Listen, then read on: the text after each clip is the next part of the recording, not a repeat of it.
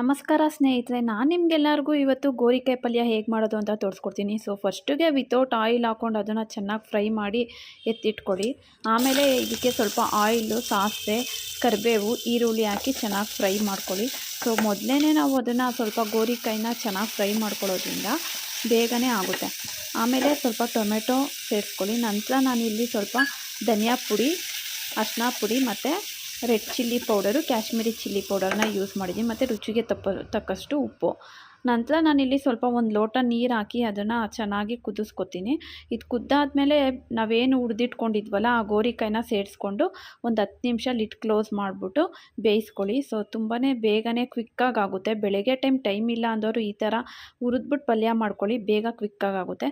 ಆಮೇಲೆ ನಾನಿಲ್ಲಿ ಹಸಿ ತೆಂಗಿನಕಾಯಿ ತುರಿನ ಸೇರಿಸ್ಕೊತಾ ಇದ್ದೀನಿ. ನಂತರ ಇದಕ್ಕೆ ಟೇಸ್ಟ್ ಕೊಡೋದೇ ಹುಚ್ಚೆಳ್ಳು ಪುಡಿ.